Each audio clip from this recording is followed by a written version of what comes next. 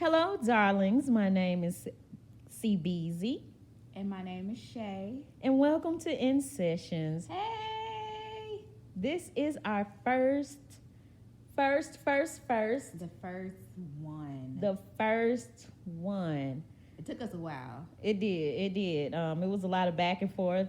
There's also another co-host that's not here today, but we're gonna wrangle her in hopefully soon. So Bree, baby, we gonna need you to come on through, okay? Come on in the room. Oh, okay, Shay. I didn't know you was an old Christian. Girl, I grew up in the South. Come on. Shundo, blessed assurance. Church Sunday, Amen. Wednesday, Thursday, sometimes on Saturday. Baby, we gonna talk about it. We gonna definitely talk about. We got a whole show about that, baby, because I can tell you some stuff on that. So Shay, how was your week? So this week, as some of you might already be doing, working from home, but I just found out that I'm working from home indefinitely. And I'm super jealous because we just working from home and we don't know when we gotta go back, and I don't want to go back. But anyway, go on and tell you, I want to steal your shine, girl. Go on. Well, I'm yeah, just so I just hating on the been- sidelines. It's okay. I would hate to. I'm just saying. Oh, okay. I'm just saying. Mhm. But yeah, so just making that transition to know that I'm not going back to a physical building for work. I will be staying at home.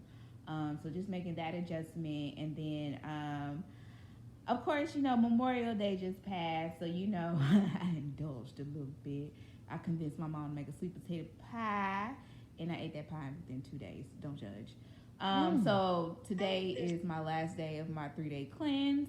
So I had to get that extra weight up off of me, and I'm glad to say that the scale went down because I got on the scale this morning, and I like the number that I saw. Blessed assurance.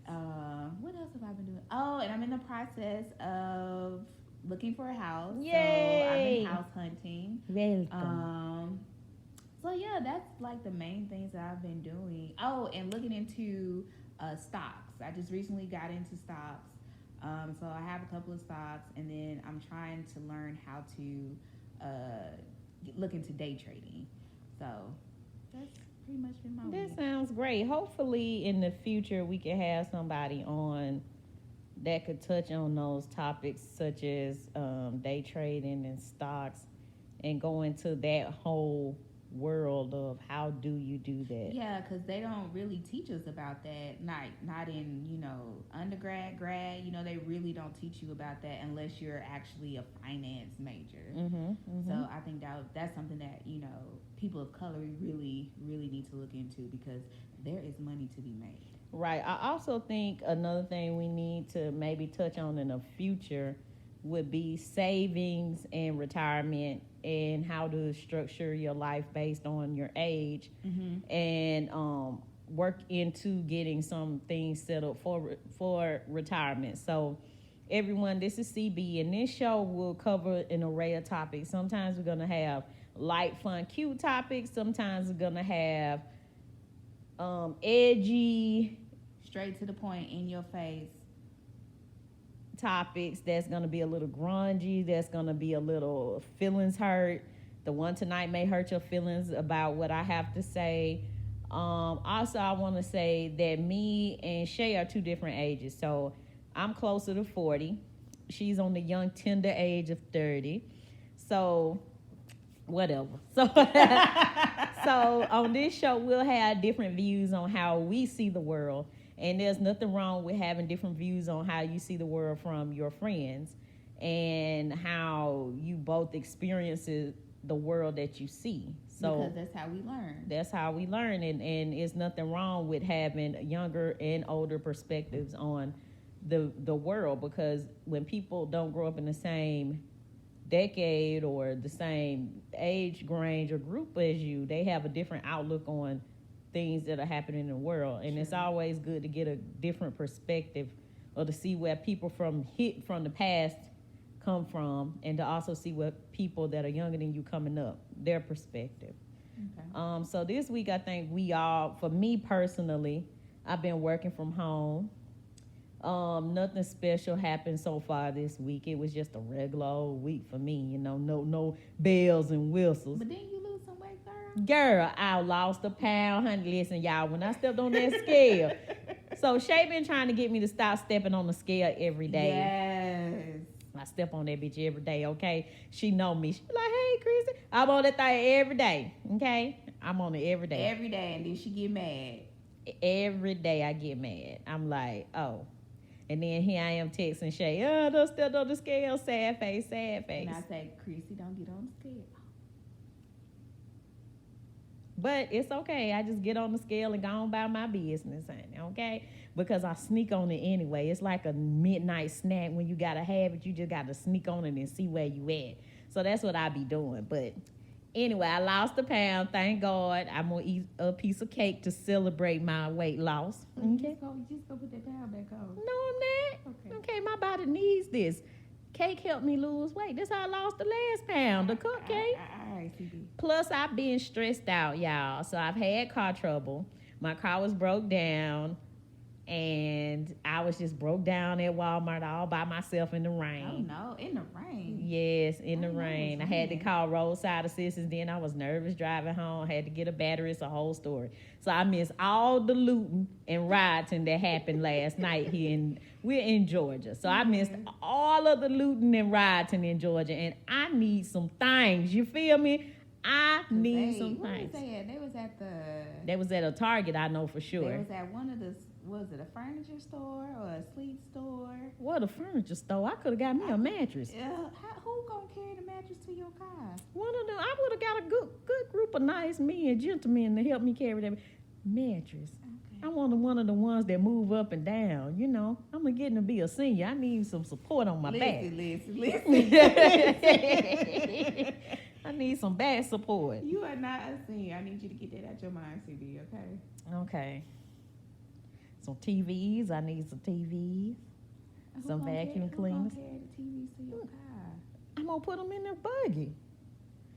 So, from segueing into the riots that happened last night, we want to touch on what is going on in society today. So, as everyone know, we've had 3 deaths by the police, and this can go in many different ways, because I also want to touch on how we're not really speaking on Breonna and her death when the police just raided the house looking for someone else, or they had the wrong house. I'm not, too sure on really what happened, because the media is not even really covering it in a huge way.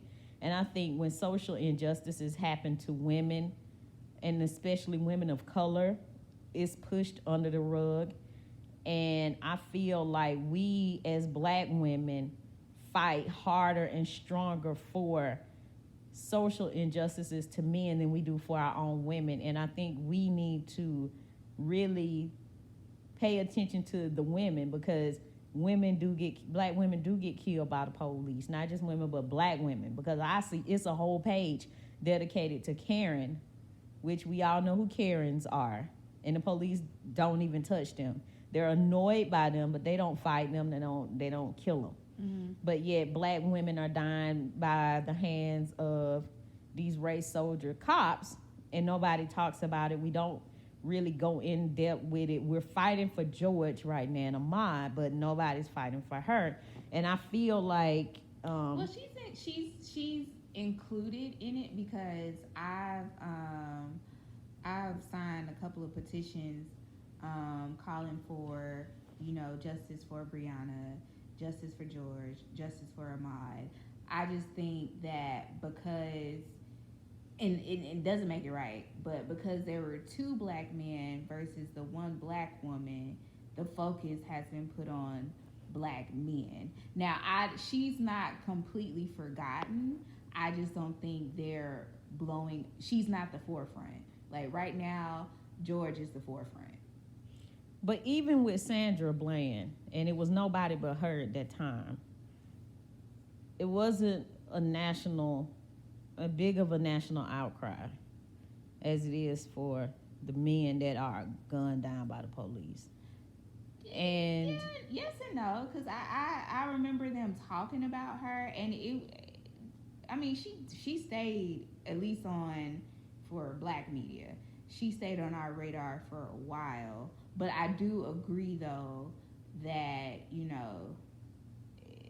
when there's an injustice to black men, they're more so at the forefront. And I think that's just because they're initially perceived more as a threat than black women are. Not saying that, we don't face our own problems, but I just think initially when we go outside and, if somebody sees a black man and a black woman, they automatically assume a black man is a bigger threat than the black woman. So I think that's why the focus is more so on, protect our black men, because they're initially labeled with a threat. Could one say that black men are not as concerned with the black woman plight in this situation as they are with their own? Because they are not, they don't put the same emphasis into it. I feel like that's a loaded question, just because, just to be frank about the situation, take color out. Let's start with first gender. There's a gap between men and women. That's first and second of all. Second Exactly. Then you add color to it. Now, there's black men and black women. So this is going to sound crazy, but, we get the short end of the stick. Because we're already women. Then you add, we're black women on top of that. So we automatically get the short end of the stick. Now, with that being said, looking at men and looking at black men, they automatically get labeled as a threat just because, one, they're a man, and then because they see the black skin is viewed as, this is a scary person or this is a violent person, so they automatically get hit with that label. So I don't think there's a yes or no or right way to respond to that question, just because it can be looked at from so many different angles. Yeah. I just think we kind of, at times as a community, we can glance over the women that are killed in these similar situations, and I want us to put as much emphasis on them as we do for our men. There's nothing wrong with us shedding light and showing emphasis in any of them. I love that we're being very vocal. And I am pro-black all the way. I can't speak for anybody else, but I'm very pro-black. I'm very black history. I'm very black this, black that, all things black, everything black. My car even black. So I'm for real black out here in these streets, okay? Oh, my God. So let's go ahead and let's just talk about it. Let's just... this situation and this subject and what we're talking about, I'm going to say some things that are going to upset some black people. And I'm okay with that, because I want to upset you, because I want you to see how severe the environment is that we're in. And I want us to see how we can change some of the severity of the environment that we're in, and things that we're not doing, and things that we need to maybe start doing to make things a little bit better for our children and the youth that's coming up. So growing up in the South as a black child in the 80s, church was everything. Like, you went to Sunday school, you went to Bible study, you was there on Wednesday, you was there on Sunday, you was there through the week. My grandma was a singer, so she sung at different churches. So after we got out of church, we was at another church. Service. Right, we was at Revival, and back then there was no DVR, so all them cute little shows that came on, like Family Matters and TGI Friday. You had to set that VHS. We didn't have, yes, but I can't remember. I don't think I even had one of them, so I missed the season finale every year because we were in spring revival or revival. So I say that black people, as a people, we're very good at teaching our kids or showing our kids the religion early. But I can say as a people, we lack showing our kids our history. In a household, there's a Bible. You always have a Bible. You always go to church. You always learning about church stuff. You learn about Jesus. he somewhere posted up in a black house. Big Mama got a Jesus in the house, okay? I don't know if he black, I don't know if he white, I don't know if he got a fro or he got long hair, but he in the house somewhere. But what you don't see posted up in the house, you may not see a Malcolm X, you might see a Martin Luther King, you don't see a Marcus Garvey, you don't see a Shirley Chisholm, Susan, Ida B. Wells. You don't see any of those people. You don't hear about them. And in the South, the closest we came, if you didn't go to a school that was a predominantly black school or African-centered school, if you went to just a regular public school, then you only heard about George Washington Carver, the Peanut Man, okay, Martin Luther King, honey, and Rosa Parks, and that's it. That's all you got. And you know about the Peanut Man. You know every goddamn thing he made, okay? You had to do a presentation on his ass.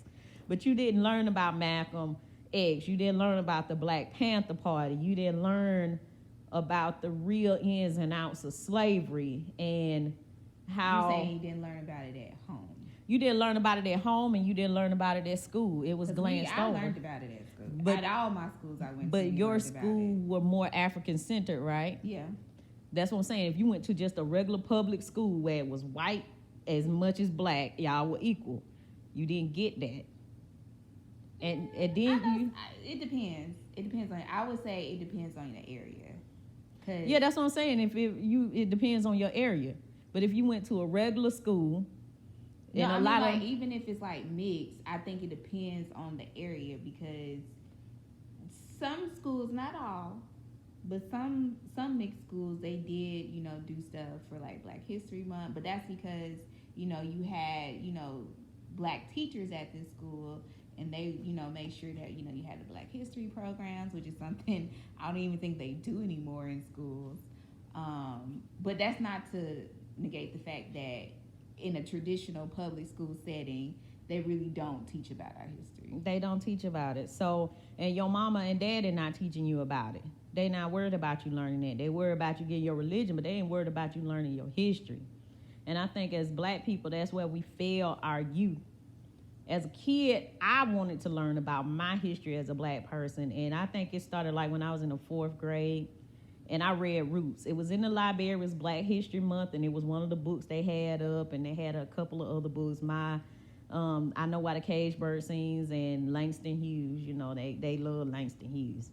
But what's wrong with Langston Hughes? Ain't nothing wrong with Langston Hughes. A great poet. Ain't nothing wrong with Langston Hughes, but that they catered to the safe blacks. Safe blacks was what they liked. They liked safe blacks when they teaching black history. Well, when we were taught black history, we learned about all black people. Different at your school than a regular school. But it's not just that's what I'm saying. I think it's because I grew up in Alabama, and segregation, that was just a part of life growing up. Like, you knew from birth, like, okay, white folks go here, black folks go here.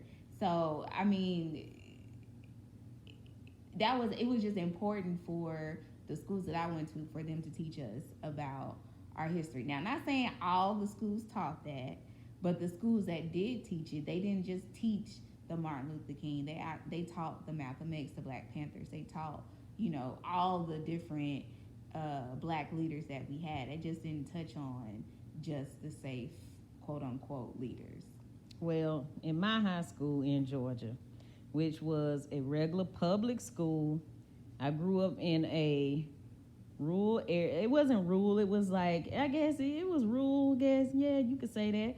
It was it was more whites than it was black, but it was an equal number. It wasn't like 5 blacks and 1,000 whites. It wasn't like that. It might have been 200 whites and 150 blacks, something like that.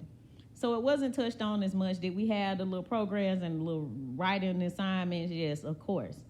But I'm not talking about school, because it's not school's place to teach you your history. But why is it not, though? Because they teach us American history, so why shouldn't they be teaching us But you in history? the system of systematic white supremacy. If you're in a system of systematic white supremacy, they never gonna teach you your history. They don't teach Asian folks their history. They touch on it when they talk about you know, the wars that were happening in Asia, or even when they invaded Mexico and the conquistadors and all of that. They touch on that, but they ain't teaching them their history. They teaching you the history they want you to know, which is their history, because this is their system set up for them. Okay, so they're not gonna teach you your history. It's up to your family to teach you your history.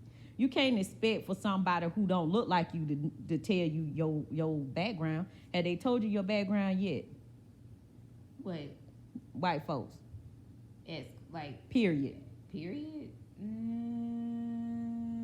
All right, exactly what I'm talking about. That's not their job. No, but Their job is to I teach. get that part, but I was just saying, you were saying that it's their job to teach us their history in school, but I'm saying, why can't it be their job to also teach other history in school? Why is it just, and I know why, but I'm just saying, like, since we're making that statement, that's all they teach in school. Like, what can we do to make it to the point where they're just teaching other history? Because they talk about the Native Americans, at least we learned about them in school. Yeah, but you didn't even learn about them right. You glazed over them, but they didn't go into depth about them. They just talked about how they was here. They didn't kill the buck. They glazed over certain parts of history. We'll just have to disagree on that part, because we learned about the true, like, the Pilgrims and the Indians. Like, we learned the true story. I mean, we heard that, but it was glazed over. It wasn't glazed it over, wasn't right. like, okay, well, this is why Thanksgiving is here, and the Thanksgiving is like the Charlie Brown Thanksgiving. Okay, yeah, we share our No, corn. we talked about the massacre and all that stuff. So We I think talked about It's just probably just different. I mean, we talked School about it, but we didn't systems. talk about it. We talked about it. So I feel like that black people, parents, black family need to sit down with their children, and just like y'all go to church and y'all are heavily in this Bible, I think y'all need to be heavily into your own children's history.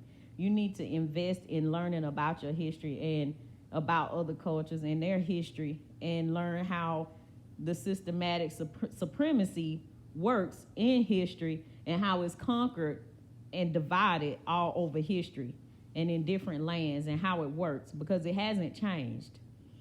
And I think that's something that black people need to do. Like y'all teaching the Bible and y'all go to church. There's nothing wrong with church including a black history session. And I know if you are AME, most AME churches do that. So if you I was Primitive Baptist and we did that. not so much like my Baptist church, or if you're a country Southern Baptist, it's all about soul salvation. But like AMEs, because I am an AME, they talk about it. Like they go into history about the church, black history, how they became AME, and how these people in history, and this, that, and the third. But some churches don't talk about it, and they need to include that. But family also need to sit down and read literature. Read about Marcus Garvey. Read about Huey P. Newton. Read about, Malcolm X and Martin Luther King, and not the I Have a Dream Martin Luther King, but the Martin Luther King after that, when he was frustrated and felt like he betrayed his people after all of this silent protest, and there's still nothing happening after that, after these peaceful protests. So I think we need to sit down and just teach our kids this history, because, they looking at this stuff. And I've also heard now that they're trying to take out certain parts of history from teaching it in school. So I've heard that now they're trying to make slavery glossed over like they were indentured servants. Oh yeah, they've been trying to do that. Right, working for their freedom. They've been trying to do that, and people have already, wrote to the school administrators to let them know, like, that's not, like, that's been, they tried to do that probably, 3-4 years ago they were trying to do that.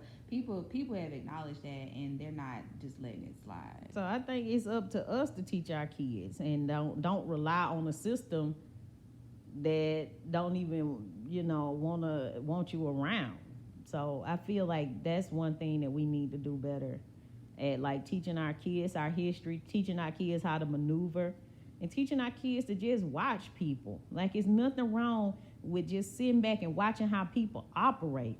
And I know people always laugh at me. Shay always be laughing at me and fussing at me, but I don't talk to nobody until I done watch them for at least a month or two, and maybe longer than that. Some folks a year. And then I might talk to you, but I just give you the hey, how you doing until I watch you and see how you move. Even with Shay, it took me a minute to even want to talk to her. A good, month and a half. So I met her at work, and it just took me a while. I don't like to talk to people when I first meet them, because the first person you meet that's nice to you, 9 times out of 10 is the one person that at the end of the day you ain't gonna like. They're gonna be done did some shiesty. I always real funny about when I meet people, just watching how they act. It was nice to me when we first met. I only said hey to you. You came around my corner. You came to my cubicle and you said hey, and I was like, oh, I thought you was stuck up. I was side-eyeing you for a little bit. Everybody always listen. I ain't even gonna lie to you. Everybody always think I'm stuck up, and I'm not stuck up. I just have to watch people and how they move to see how I want to deal with them. Or I don't if you even want to deal with them. Exactly. I just don't move like that. What are some things you think we should do, Shay? Well, honestly, like, as far as like the rioting and all that stuff, like the peaceful protests, cool. The rioting, I don't 100% agree with it, but I'm not gonna, 100% disagree with it either. I just think we as a people need to come up with, first we need to appoint a leader, because I think we don't need to do that. But then you have too many people, you have too many chiefs with too many different agendas. But see, when you do that, they get killed. We ain't never had no leader that lived. So when you have somebody and they the leader, they gonna die. Well, we need to have something where everybody's on one accord. We need to have somebody draw up some paperwork, and I know back in the day it was the NAACP, but to be honest with you, I don't know nobody who's a part of the NAACP. Well, we know Rachel Dolezal ass was. And she covered them. That's a whole nother story. Ooh, child, they had Rachel ass sitting up there with that curly wig on, girl, talking about she a sister. But in all seriousness, I'm just like, okay, we need a set of rules, a set of standards that we need to come up with as a people. Everybody's on one accord, and we all act accordingly in order for a change to occur. Like, we're complaining about being mistreated at these different establishments. Okay, well, let's look into more Black-owned businesses. Let's support more Black-owned businesses. Now, mind you, you might not get that same customer service that you get when you go to these businesses that have been in service for years, but we shouldn't be so quick to shut each other down just because so-and-so, they don't operate like the shop that I used to go to for years. Exactly. We have to be just a little bit lenient with each other, because we all still trying to figure this out. So that would be one thing, is to shop more with Black-owned businesses. I think another thing too, which I know people don't want to deal with that headache, but we need to have more people of color, which we have within the past couple of years, but have more people of colors in positions of power, like at the local government. We need, more people in the House, more people in the Senate. Like, we just need more Black politicians. And I know you like, man, I don't want to get into all that. I know it's some BS. Yes, it is some BS, but we have to have somebody in those rooms to counteract that discussion that's going on in there. So those are like the two big areas. Oh, and then finances. We touched on it earlier. Like, we don't, when it comes to finances, I feel like our focuses are in the wrong area. Not everybody, but, a lot of people, they don't have big savings account. Some people don't have savings, period. Some people feel like they can't afford to save, which is not the case. You just have to, budget your money and just look for areas like, hey, you know what? I really don't need to go I don't know, go get my nails done every 2 weeks. I can go maybe, once a month to get my nails done, and then, I just got to take them off and wait till next month. Or figure out how to touch it up yourself. Like, just some stuff we just have to, until we get into a place financially where it's not hindering us from saving, some stuff you just have to cut out of your budget until, you're able to do so. So I guess what I'm trying to say is not live beyond your means. We need to learn how to live within our means so we can save and give us more financial power in the years to come, if that makes sense. Okay. So, as far as like,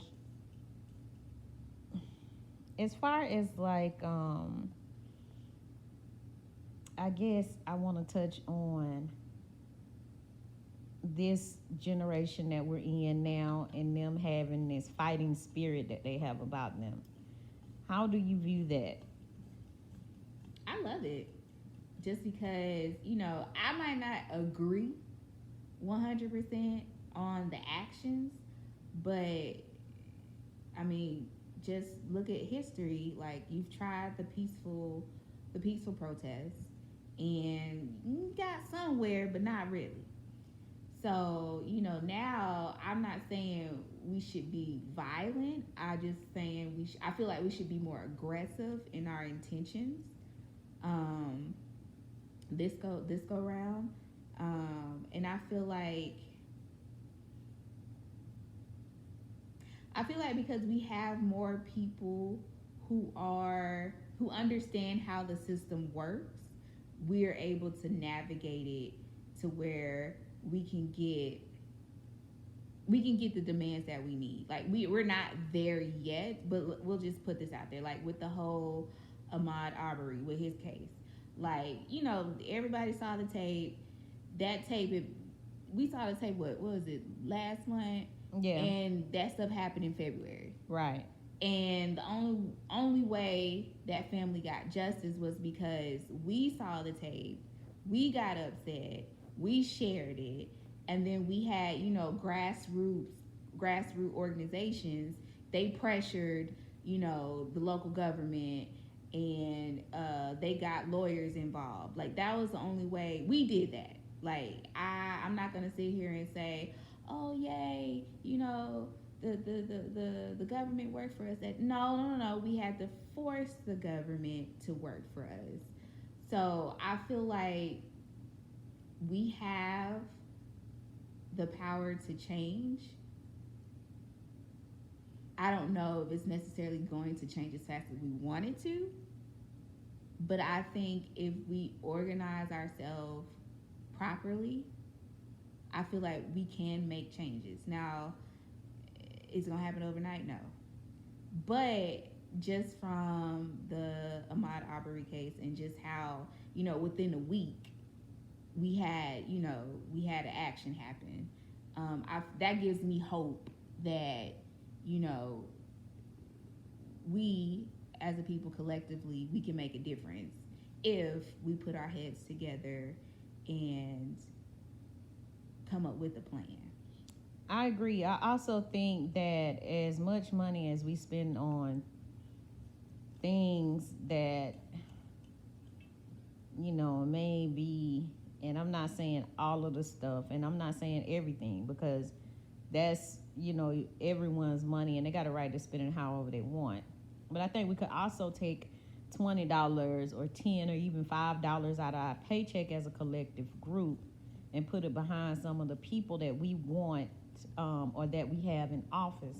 I also think that as a group collectively, we sometimes need to get together and back some politicians and pay some politicians, because we want people to endorse. do this. Yeah, endorse. You don't say pay. Well, hey, you know what I'm saying. Endorse. You better you better give me the Obama hand. Give me that one more time. Give me that Endorse. finger. Yes. We want to endorse. We want to endorse candidates. We want to let them know some of the things that we want. We want to be able to be business owners. We want to own the beauty supply stores. We want to tap into that area. Black women should have a lock on that. That should be ours. Nobody know our hair like us. That's true. That should be our game, and it's not. Like, we don't have no type of ownership in that at all, and nobody should be running those but us.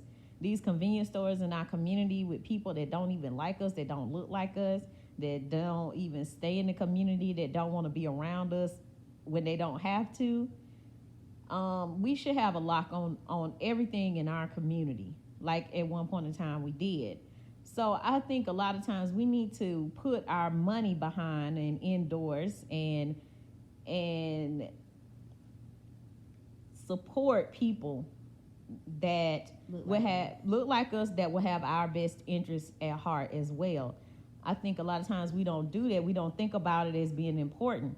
We think about elections as, whoever gonna win, and it don't matter. But it really does matter, because when you put financial backing behind some of these people that are running for office, you don't get a Joe Biden situation where he's on TV talking about what he did back in 1744 when Bill Clinton was in office and they had the three strikes show out. In 1744. Well, all of them. You know what I mean? I know. I'm just messing. When they get on the TV, they telling you everything. I marched with Martin Luther King in Selma. But what about now? That man has been dead. Y'all killed him. He been dead. So what are you gonna do for the community now? They never say what they want to do for the community now. They always say, "Well, I was," and they stutter just like that. But is that because we haven't demanded that in the past? Exactly, we haven't demanded it. We are demanding things now. And it's great that we're asking for things now. We also have to put some type of financial backing and endorse these people that we're asking for these reparations that we want. There's nothing wrong with asking for it, and there's nothing wrong with wanting it. Hell, we deserve it.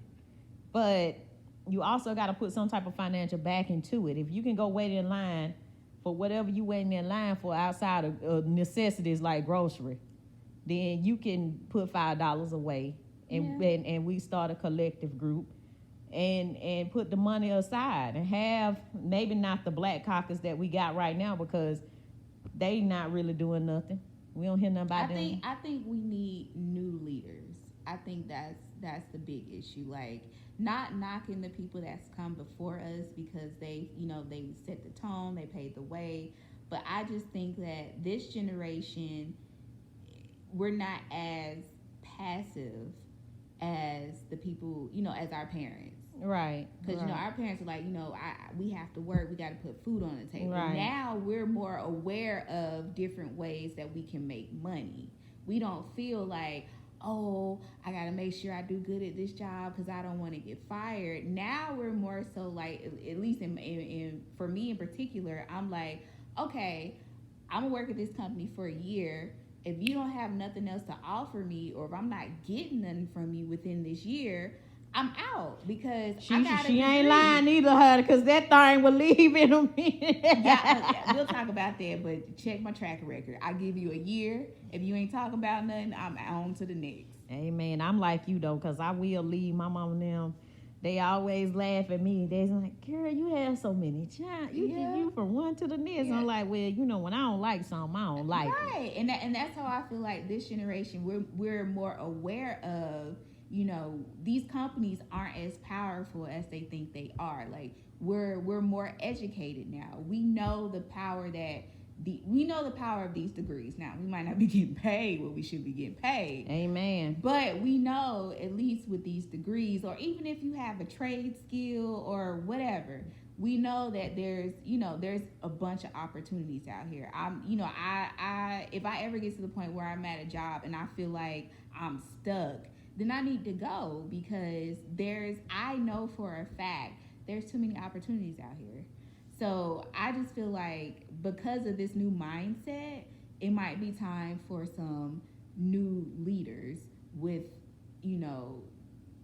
different ideas than those who came before us. Not saying that those who came before us, they didn't do the groundwork. Like, we're very appreciative of that. But now it's our turn to take it a step further. But now, if we get we need to appoint these folks, because I don't want CNN and all them other people to tell me who I need to like and who I'm behind. How do we go about doing that?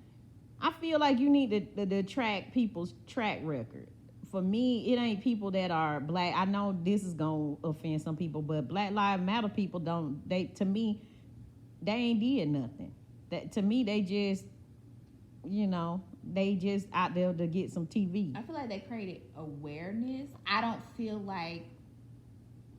know if anything's necessarily changed. I don't think, but I feel like that awareness is out there more. I think, like, for me, and I'm gonna be honest, I know a lot of people may not feel the same way I do, or they may feel slighted, or the fact that he was backing Bernie Sanders, they may side-eye him, but I feel like Killer Mike would be a great person. I think now that is one person that I will bet money on. Like, if he were to run for something, he got my vote, just because, one, he's black. I'm just gonna be honest, he's black, but he's educated. Like, he gets out here and the way he voices his ideas, like, he states the problem, but he also comes up with a solution. And I'm the type of person, if you're gonna come to me with a problem, you also need to come with me with a solution, or we just talking. And another thing about Killer Mike is he has money already. So it's not like he's already created that wealth. Right, and it's not like he's some type of hotel brother coming up out the gutter looking for some money. Because you got the hotels out here that'll come up with some good ideas. Let's build this, let's do that, and then you don't see nothing. They just take the money and they run with it, and you don't hear and that's happened a lot in that little hotel community. But I feel like somebody like a Killer Mike would be not a leader, because I don't want to single nobody out so they'll kill him. That's not what I want. But if we gonna put our financial backing behind these candidates, maybe we set up some type of thing with Killer Mike, and he have to go through him. Right, or we take up the money and we get him the money.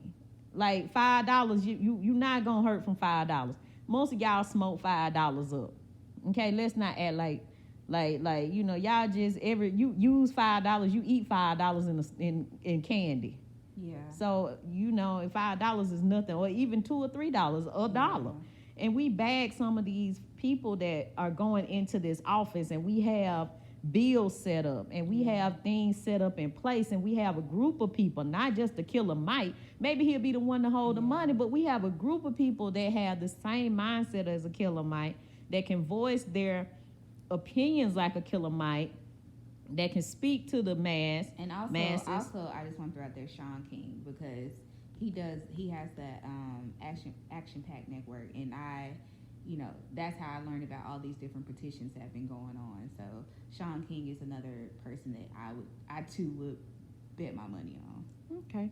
So yeah, I think it would be a good we need to do some financial backing with some of these candidates. It's more than you can't just run up. Another thing with black people is I find we're very emotional and we react in emotions a lot. And to be honest with you, white people already know that's what you're going to do, because that's what we've been doing. They used to that.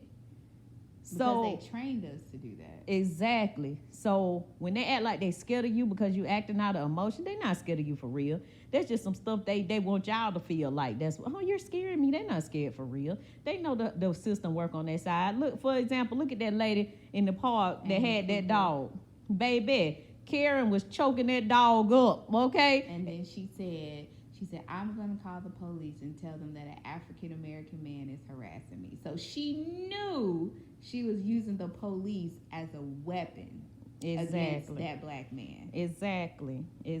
So when she knew what the deal was. She wasn't scared. Matter of fact, she went over in the corner and started crying on the camera. She was so enraged with her inner Karen. Her inner Karen was bubbling up on the inside so much she had to go put a theatrical performance on. But that's part of being a Karen. The tears are part of the Karen act. Exactly. That's what sells it. Yeah, that's what make it heart wrenching. Yes. Yes. So she went over in the corner and was saying, oh my gosh, I can't. And then, it was just so much into that. They're not scared of you. Yeah. They're not scared of you. You don't scare them. They're not scared. Yeah. But to go back though to what you were saying though, as far as like us backing, candidates and all that stuff, I also feel like we can't, like, now, I'm glad that we're challenging Joe Biden, like, okay, what are you going to do for us? But me personally, at this point in the game, it's too late. All we have now is Trump and Biden. So if you say, oh, I don't like what Biden has to say, I'm not going to vote, Trump is automatically in office. So at this point, you have to pick the lesser of two evils. Also, at this point. Now, if we would have had this conversation back when the Democrats was looking like, gang, we got 20 people deep running for a presidential election, this is when we should have had those conversations. And I feel like we waited too late. Also, I think a lot of people vote on a presidential scale, and they don't know how important their local government is. So that's who ends up in the House and in the Senate. To be honest with you, it don't matter if you get a Trump, a Biden, a dog, a cat in the presidential office. Your local government officials, as you have seen with COVID-19, makes the rules for your living situation. And it's imperative that we as a people get out and vote in these primary elections, in these local, state elections, county elections, district elections. You have to go out and vote on them. Those are so much more important than a Biden and a Trump. You've seen that with the governor here. Kemp opened Georgia back up, and he only opened up stuff that he thought black people would be interested in. Barbershops, nail salons, beauty parlors, bowling alleys, tattoo parlors. What the fuck? You didn't open up. You didn't the tell. Governor's mansion. Right. You didn't open that up. You didn't open up. You didn't open up no businesses that predominantly white people go to. Right. And also on top of that, you didn't open up anything that was beneficial. Like you didn't tell the dentist's office was still closed. That's true, because I was really side-eyeing that. I'm like, sir, I need to go get my teeth cleaned. I told you about, I need to get my teeth cleaned. And you need to tell me I got to wait a whole nother month, but I can go get my hair done? Okay, priorities are mixed up here. Exactly. Sir. My teeth are important. Okay? My hair is too, but my teeth are important, okay? Exactly. As black people, we can go natural. You ain't got to put no hat. You don't need nobody. I can put a hat on. I'm working from home. I ain't got to impress nobody especially right that hair coming from China, because they ain't got number. That's packed full of COVID-19, okay? And y'all sitting up there trying to get that shit put on your damn head. You wash it before you put it in your head. Girl, they ain't washing that shit, because and we're going to talk about this on a whole nother show. Them beauty salons want to charge you for everything. They wash your hair, and then that hair, that's $2,000. Ain't nobody finna do that. That's your whole stimulus check. Baby, the whole check, okay? No, ain't nobody finna. They ain't been working either. They finna get that whole check. Oh, you want to put this hair in? Oh, that's gonna be $400. Wash your hair at home and make sure. And I got the hair. Ain't no telling where they got the hair from. Right. So all I'm saying, we need to look at the game plan. Look at how politics have worked so far. Like while you had time to sit at home during COVID-19, because it's showing you what's important. You have your governors and your mayors are more important than your Trump. Trump said, well, whatever the state want to do, I'm all right with it. Whatever y'all want to do is up to y'all. Mm-hmm. So it's important that you get a governor and a mayor in office that can work together to come up and create laws and bylaws and rules and regulations that'll work for you and what you have going on. Like we're in Georgia. So it's heavy African American population here in Georgia. So it's important for us to do things or pick candidates that will work in our best interest. And I think a lot of times people get kind of caught up on the idea of Biden, Trump. That's not important. Not on your level of importance. Your level of importance is Keisha Lance Bottoms, Kemp, districts, governor, mayor, city, state. So I think we need to put our money behind those people first. And those people that we sit in offices, we need to put our money behind them and get them to moving in our favor and get some things done for us that are very important and are very beneficial for us. And I don't think we've done that, and I think that's something that we need to do. There's nothing wrong with showing your anger, showing your frustrations, and even sometimes showing your just tiredness. I don't know what you would call that, but that's fine, tiredness. yeah, you're exhausting. Yeah, you know your exhaustion with all of this, because at 39, I'm exhausted. I seen both of those, and when me and Shay talked about it, and I was like, well, you know, it is what it is. You know, I'm exhausted. And that's why it's great that we got these new young bloods coming in and protesting and got that fight in them. But we need to teach them how to have a fight behind the scenes and not be so reactional and emotional fighting, but economically able to fight, economically able to set in place new plans for this system that we living in, so it's beneficial to everybody. And that's where your history tie into that, which is why you need to teach them the history. You teach them every history. Do you think that your adversaries don't know your history? They know your history, and it's important. And it's also important that, you know, you teach your kids, you know, how to handle their financial situations and how to be financially stable. So, with that being said, if y'all ain't hear nothing else we say, the takeaways from today's episode are: get your finances in order, get your house in order, because COVID-19, we don't know how this year gonna play out. Child, I'm so lonely. And most importantly, be more active in your local and state governments. We know politics. We know how politics is set up. We know it's a headache, but that's just how the game is, and we just got to learn how to play the game. Exactly. I agree. So with that said, we are going to end our first ever show on a great positive financial note, and we will talk to you guys later. Thanks for tuning in, guys. Have a good one. Bye. That's Darlings.